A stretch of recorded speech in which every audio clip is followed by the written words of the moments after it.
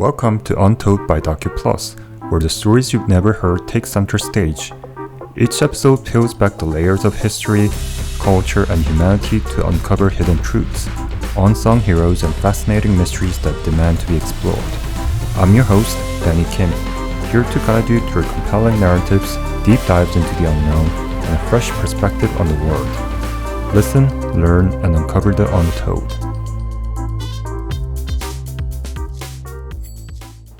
Hi Sarah, thank you for joining us today. This is our new show called Untold by Docu Can you tell us a little about your background and what brought you to sociology? Sure. So I had the privilege of growing up in multiple countries, and starting off in Texas, moving to Saudi Arabia, then moving back to the East Coast in the United States, living in Connecticut, New York, New Jersey. And when I was in college, I actually didn't take any sociology courses. I was primarily a political science and then an English major and a women's studies major, which was a new field at the time when I was going to college. And I just knew that I thought my professors were the coolest people in the world, and I just wanted to be like them. But actually, when I was there, I discovered that I loved economics even more. And so I really focused on global economic relationships. At the time, the geopolitics of oil and fossil fuels, and eventually moved on to my actual expertise in the area, which is the globalization of finance, right? The globalization of financial systems. So that's actually where most of my expertise lies. Okay. So what brings you to Seoul? What brings me to Seoul? My daughter.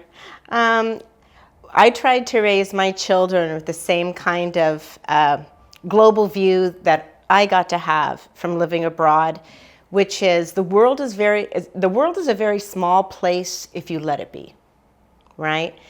You know, people who don't have the opportunity to expand their horizons globally often look at the world as a really big place. You know, it's unimaginable. It's so large. But for people who are able to travel and able to connect with people from different countries, people of different nationalities, different religious backgrounds, etc., the world becomes smaller and smaller and smaller, and every place in the world becomes accessible. And so I'm very proud that my daughter has completely embraced that, and after graduating from college, came out here to Seoul, and so here to visit her and see what her life is like. Okay, so I imagine this is your first time in Seoul in It Korea? is, absolutely. How is it so far? It's amazing. I can see why my daughter has fallen in love with the city. It's incredibly vibrant. You know, it's challenges. We're visiting at a very interesting time. The day after we landed, the impeachment process of the former president was concluded, and he was formally ousted, right, from office. And not everyone in the city is happy about that. And because it's a vibrant democracy, they are letting their opinions be known. But, you know, when I was in college, South Korea wasn't a democracy. Right. And so the emergence, right, of the democracy here, it's, you know, we have to remember how young it is. And despite that, we have had this, you know, enormous political conflict in which so far, the protests have been peaceful. Yes, we walked by about, I want to say maybe 100 police buses. just on our walk here. Barricaded. Yes, just on our walk here. So there's definitely some, deterrence occurring. But, a democracy, the strength of a democracy is usually not determined by how well they do in good times, but how well they do in times of conflict, like right now. And so I really think this past week, despite the fact that it's been a little chaotic in terms of the protests and the unhappiness of obviously the ex-president's supporters, it actually reveals that democracy is working exactly as it should be, in South Korea. And that's really hopeful. That's what's really hopeful. It's interesting you mentioned democracy in South Korea, and we're, like you said, we're pretty young. Back in the 80s, we were still under dictatorship. So I understand that you were here for a week. How has your experience here shaped your views as a professor of sociology, like going back home after this trip? How is it going to influence your research? And, like comparing Seoul and Northern California, like how are we similar or different in a way in terms of like sociological perspectives? Well, unfortunately for the United States, what's happening here in South Korea is revealing how actually broken our system is, right? Over the past 4 years, we've had two very distinct conflict-ridden transitions of power. In 2019, when Trump, 2019? 2020, sorry, when Trump lost the election, we experienced some of the most chaotic and dangerous protests in terms of seriously having the capacity to interrupt our due process and our government systems.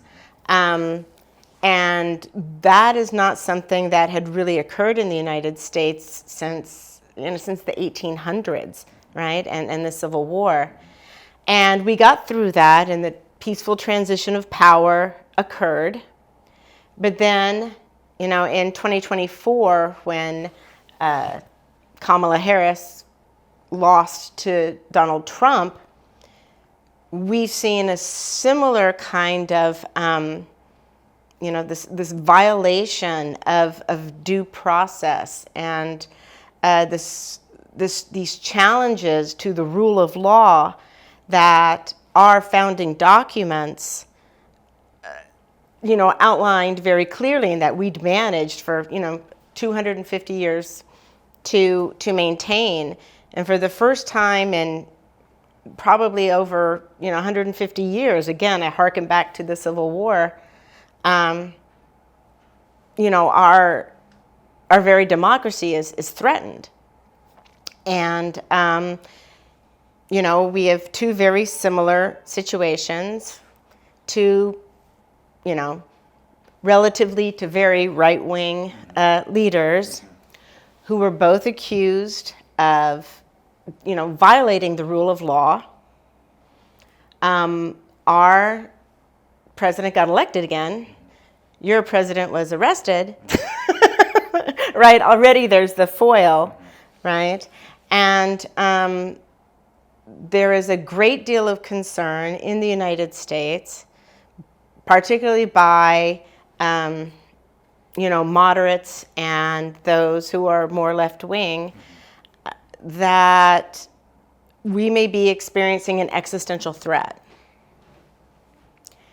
And seeing how democracy is working here just holds a mirror up to ourselves and saying, this is how it is supposed to work. It's not necessarily fun, it's not necessarily pretty, but this is how it's supposed to work. And the fact that we have our president just this morning made the announcement that he was trying to figure out how to deport American citizens for speaking out against him, for speaking out against Elon Musk, that he was looking for some kind of loophole in the law where he could do that. He's been canceling all the student visas randomly out of all these elite universities. Exactly, yes. I mean, just one violation, of the rule of law, one violation of due process after another.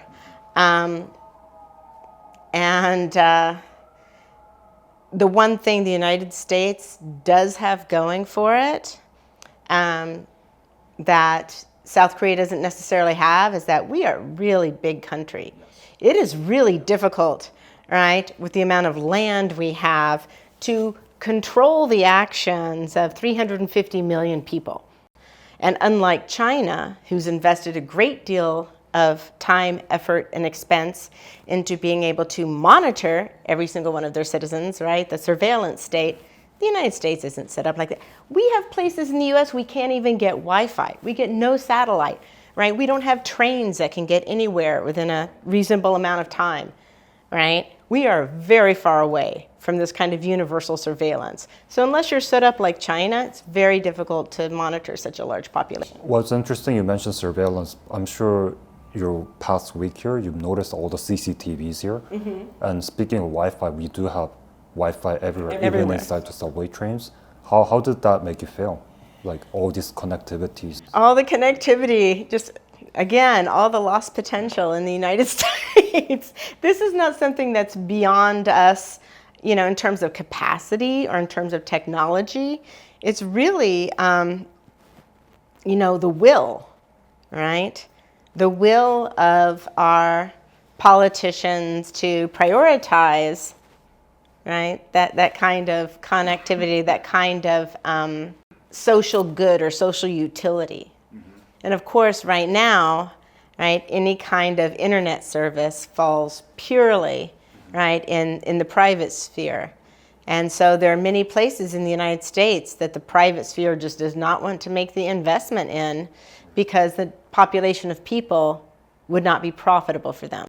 Although I'm hearing the news that the US is finally trying to start some kind of like bullet train system from like DC to New York or maybe some parts of California. Yeah, LA to Las Vegas, yeah. Well, it's, California is a little different.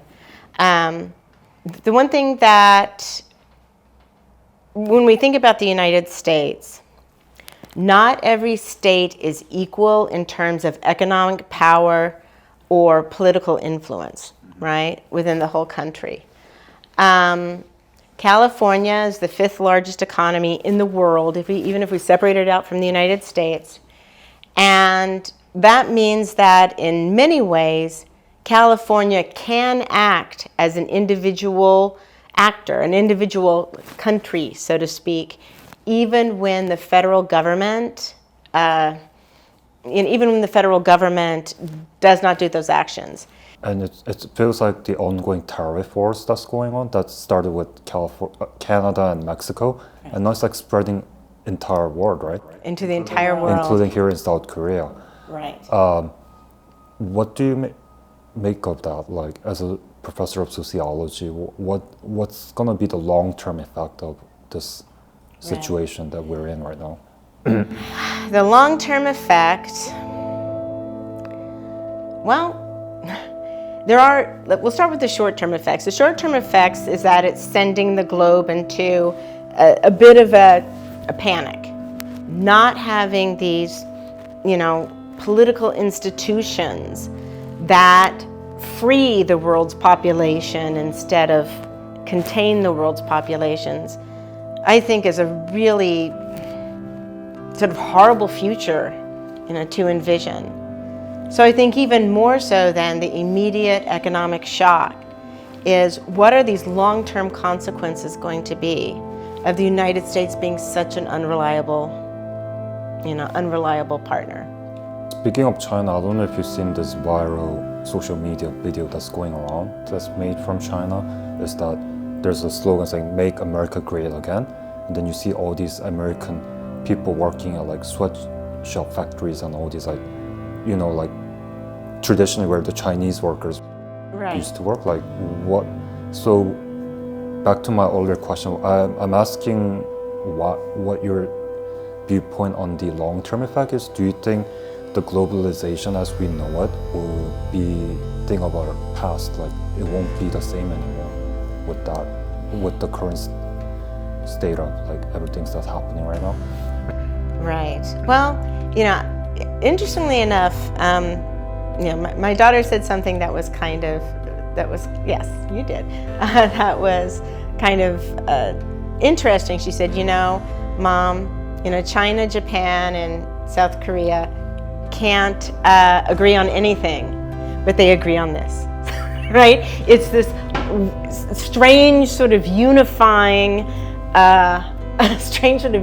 alliance, right? The U.S.'s behavior, which is creating what we call odd bedfellows, which basically means that, kind of being in alliance with your frenemies, being kind of in alliance with your, traditional enemies. So that will be a very interesting thing to, see play out about how that, that alliance plays out, like with the East China Sea and all the other conflict areas, right? Within these three powers.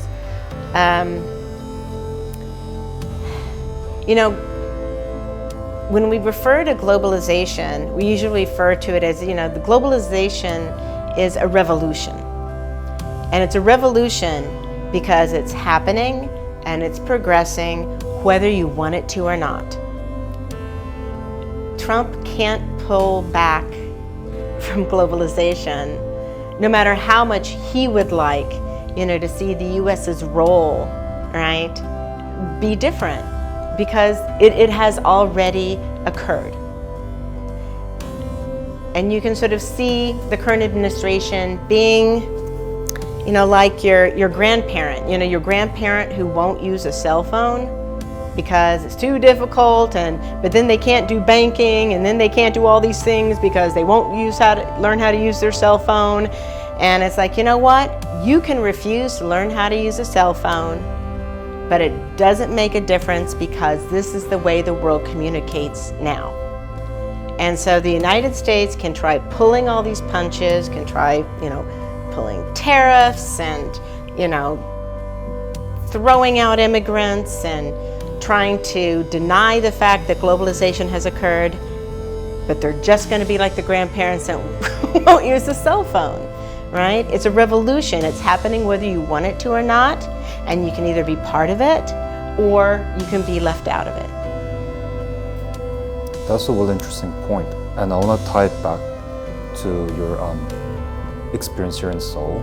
Have you noticed any tensions between like the modernity and like the tradition here while you're visiting like all these? Because right now we're here in heart of Hamon, and you see all these like modern buildings, and right below you see a traditional Hanok. Right. So you're surrounded by like the old like Joseon Dynasty architecture, surrounded by all these like high rises. Like, do you see the tensions here in Korea as well? Well, I would say you see tension and harmony. I would see the architecture actually as a form of harmony. And some of the best pictures I think I've taken since I've been in Seoul, like integrate that. And even though it's very, very touristy, and it's definitely a way for generating revenue. The fact that so many of the, palaces and the other historic buildings encourage tourists, right, to rent hanboks, right? And so you just see at all of these places just people of all different nationalities, and backgrounds, sort of wearing this very, traditional Korean dress that, is basically rotated out of, daily Korean wear. It's still like really, really beautiful.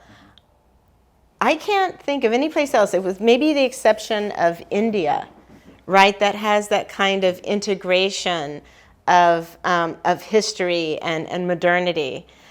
So I actually see the architecture, of Seoul as a way of, harmonizing the past, right, and the present. Now, in terms of actual cultural change, in terms of how people in Seoul live their lives and their tastes and aesthetics and identities. I think you see more tension there. My family and I encountered a lovely gentleman, older gentleman, on the metro who offered us, to sit down next to him, and then proceeded to go on to explain how, the injustice of, the outcome of the trial that deposed the president, and Trump is a great guy, and I love we Trump. call them K-MAGA. And this is part of where honoring the culture that you're visiting, right? In the United States, those would often be considered, those are fighting words, right?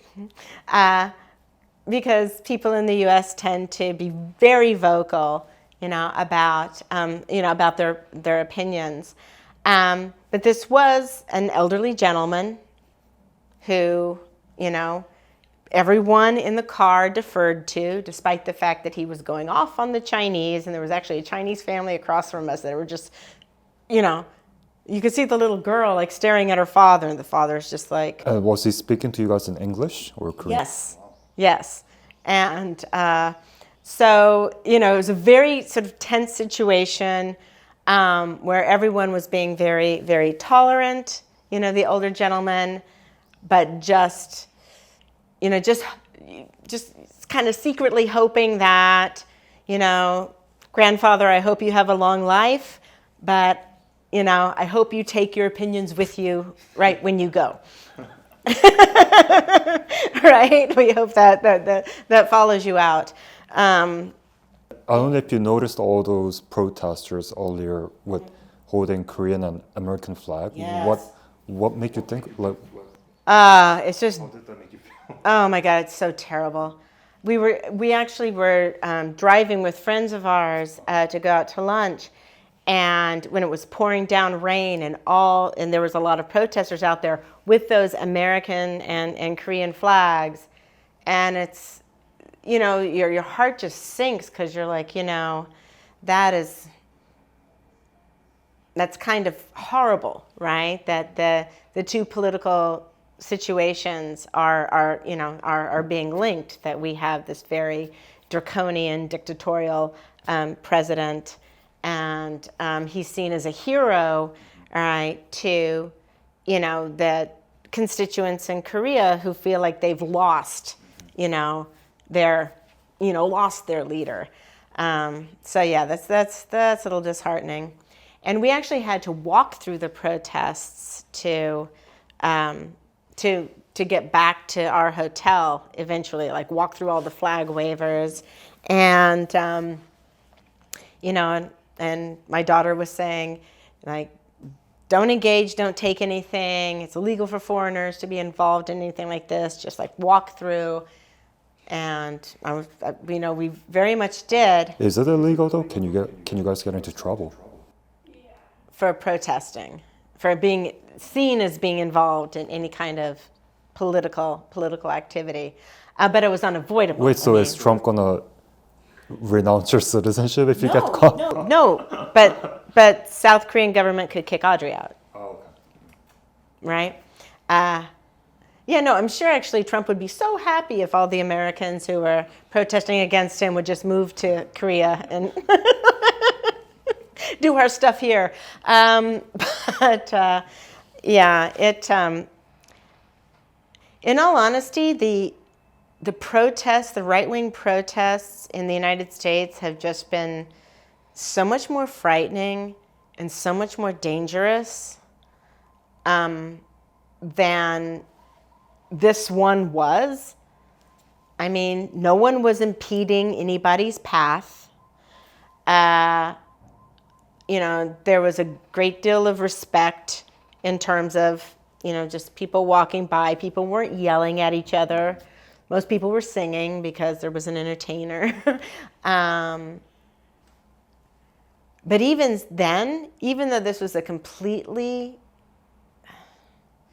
peaceful protest, a model, right, of public discourse, a model of free speech, because of how uncertain it is in the United States, I still felt my heart rate accelerating. And I just wanted to get through it as quickly as possible.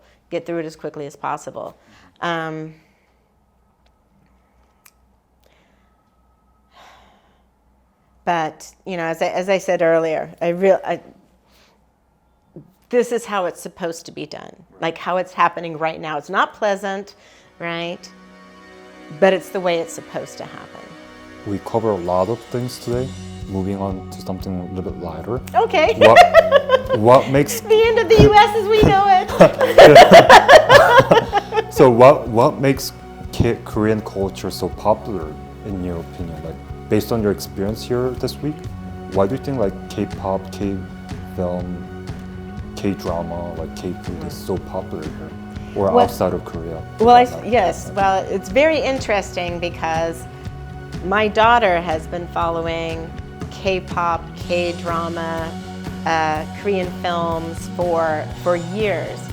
I have adult friends who are older than me, who are a generation older than me, completely addicted to K-dramas. Listen to K-pop, right? In their, in their little Honda Accords, It's I think that, like with any kind of popular culture, it relies upon a certain amount of thematic consistency and predictability, right? And so when you look at K-dramas, right, they tend to be able to look at truly, terrible times for people, right? They can really look at, some of the most painful moments, right, of the human condition, right? But use it to work their way through it. And that is the expectation, right, of those who watch K-dramas, right? Is that there's going to be these overwhelming conflicts, like this true human pain, right, that is being presented, yet, right, the solution will eventually, present itself. And so even though, just watching my daughter watch them crying all the time, but, ultimately, right, resolution is found. And when I watch people talk about K-dramas, between themselves, the first thing they usually talk about is the emotions they felt while they were watching it, right? So K-dramas in many ways are what I call really cathartic. They're a way of dealing with some of our most painful experiences, right? In a way that sort of leads to a more hopeful, right, a more hopeful future. So that is sort of like the theme that's presented, in different, sometimes it's north-south, right? Politics revealed, sometimes it's in a family, sometimes in different generations, but the theme is sort of constant. And so people are attracted to that theme. That's what they like, that's what they appreciate. They like the emotional journey, right, that it takes them on. But then there's also that element of predictability. That why are you willing to watch a new K-drama? Oh, because it's going to be a similar experience, right, to the last K-drama, right? And when you look at the popularity of K-pop, oh, you just see that over and over again, right? With the, international success of, at first it was just, BTS, right? The first big one, right? And then now there are so many that are doing global tours. So many I have to admit that I can't even keep track of all the K-pop that that my daughter listens to, because there just seems to be so many of them. But there is a certain level of, all right, what draws it, what draws people to K-pop, right? Is first of all like the upbeat optimism, and in all honesty, I think, talking about things like, love and coming of age in a more sanitized way than other pop cultural traditions like rap or right, which tend to be like a little bit more hardcore, and then all of the trappings of the K-pop, the traditions of the cards and the what are those called, lanterns? The lights. The light sticks, the dancing, the communal experience of everyone learning the dance that's associated with the song, right? So people who like K-pop are attracted to all of those different components of it and are willing to listen to new K-pop artists because there's a certain amount of predictability, right? So all popular culture is sort of based on that, theme and predictability. And I just think that, when we look at where, I would argue that South Korea is probably right now the hub of new globalized culture, right? You just see it spreading, all over the U.S. How Netflix here is all K-drama. Well, Netflix in the United States, the K-drama market share is growing and growing and growing and growing. So you really do see its imprint on the global stage. And then on the flip side, you have the incredible artistry, film movement in South Korea, which is not at all predictable, and is actually very cutting edge. And so you have this pop culture that's also supporting this tremendous real art movement that gets South Korea out of the, what's a good way to say this?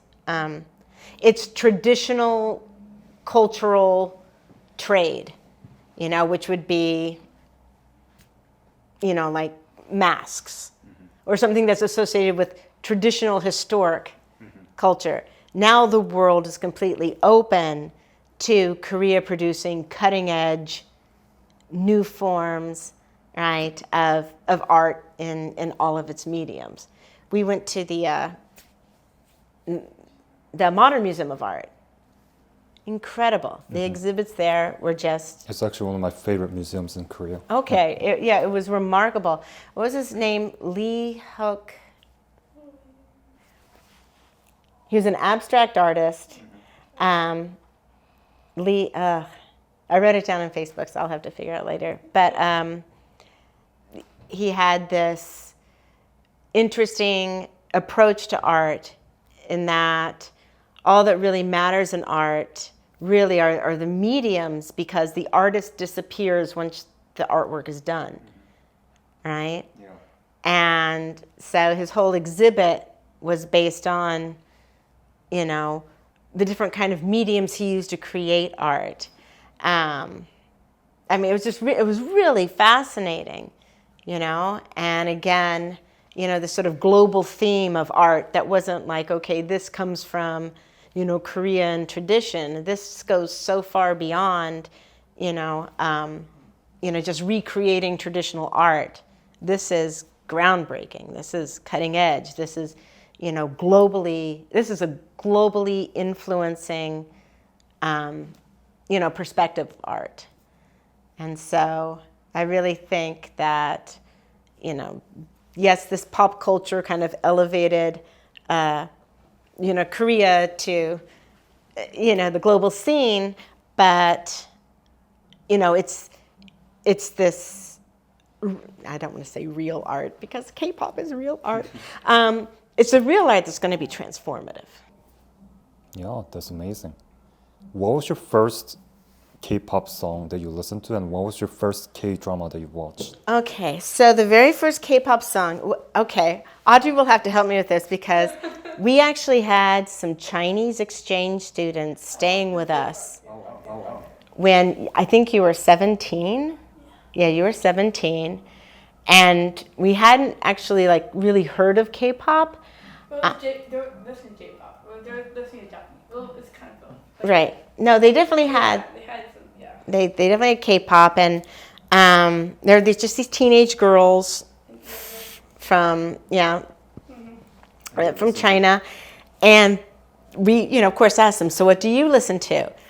And so they were like, yeah, this is K-pop, and I want to say it was the band before BTS. It wasn't. No, I think it was BTS. I think it was J Park too. So Okay. Yeah. And they're like, this is, and so that was the first time, we had heard of it. And then Audrey has like this playlist that we just listen to all the time in the house. It just like goes over and over again. The only K-pop song, and it's sort of a K-pop blend, the only one I can actually sing to is is her name Rose or Rose? Rose, yeah. Okay, the Rose and Bruno Mars compilation. That's the only one I can actually sing to. Yeah, that I could identify, but I recognize, let me see. Huh? It's like something like this, right? Yeah. Audrey knows all the dances, and yeah. And the first K-drama that I watched was the one, and you'll have to help me with the name. It's where there was I think he was a North Korean pilot. Crash Landing on You? Crash, yes, that was the one, yeah. But you watched Korean films. Oh, yeah. Oh, yeah. which ones? What were some of your... Let's see. Well, obviously there's Parasite, because that was just so horrifying and just like a train wreck. Like you just couldn't stop watching it. Speaking of train, have you watched Train to Busan? Our first zombie film? We did. Yeah, we watched that. Okay. Yes. Yeah. But that one's sad. That was sad. And I know we had that Korean dinner the other day. Mm-hmm. Did you guys get a chance to eat a lot of other Korean food while you're here? And what's your favorite? What's your top 5 Korean food so far? Okay. Well, here we go. Get ready to butcher the the Korean language. Let's see. We had the atak bimbap. Bibimbap? Yeah. Okay. Yeah. Was that right? Did I say it right? No?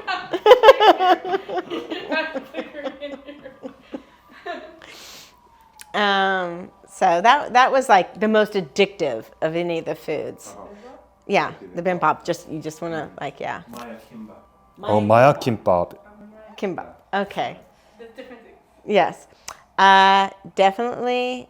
Let's see. What did we have yesterday? I loved. Oh, the hot dog. Hot dog? Hot dog. That was like, oh my God. That was so good. Oh, and we also tried. Yeah, as long as we're on the sweets, the marshmallow in the ice cream that they set on fire. Which one is that? They sell on the market too. They have frozen ice cream that they dip in marshmallow cream, and then they torch it like a marshmallow.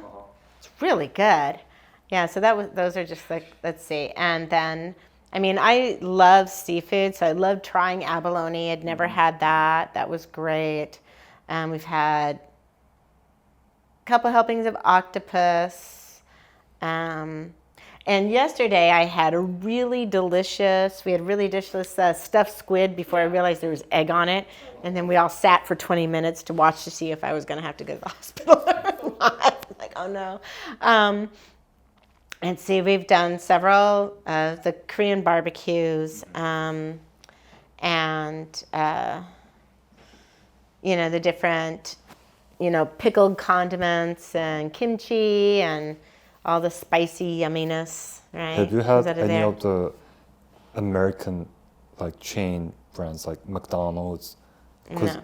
it's really fresher, like Subway, McDonald's, Burger King, Pizza Hut, Domino's. It tastes different from Oh yeah. back in the US. Yeah. Absolutely, yeah. They're very localized. Yeah. That's what we call it, localized, right? Yeah, but no, haven't ducked into to McDonald's to see what they're doing. Great. So we cover everything from like cultures, sociology, economics, politics, food. Any last words that you wanna share with us? It's really easy, to see the future here in Seoul. You're seeing the cultural transitions. We talked a little bit about, the more traditional cultures represented, by the more conservative politicians and the supporters of the conservative politicians and the elderly gentlemen, who love Trump.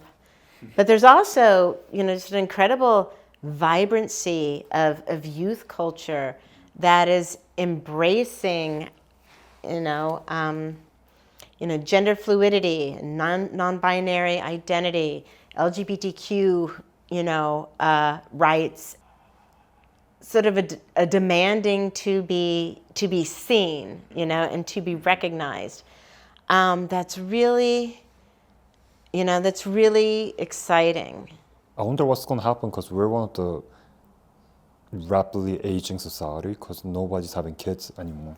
So what's gonna happen to our young and vibrant society like 50 years Your from now? young and vibrant society is going to become less homogenous and become more multicultural because the only solution to that is immigration.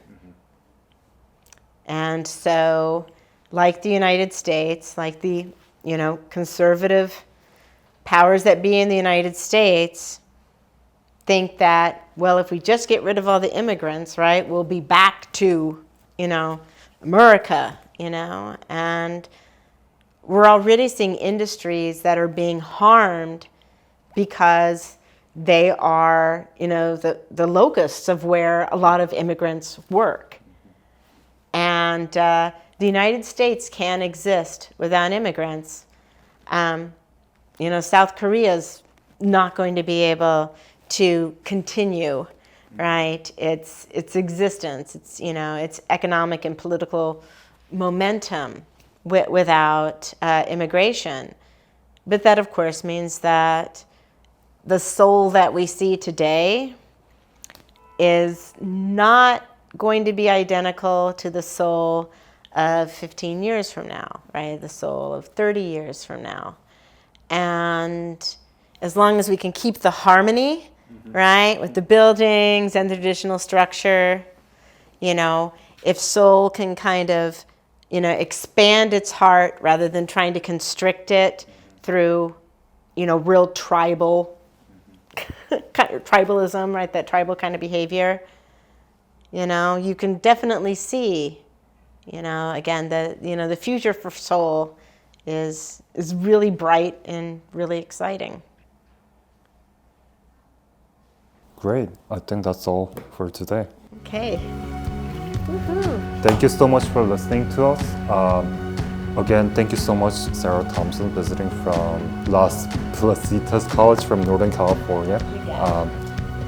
Stay tuned for more exciting guests coming up here at Untold Docu Plus. Thank you. Hi, thank you, Danny. That was great. Oh, good. I'm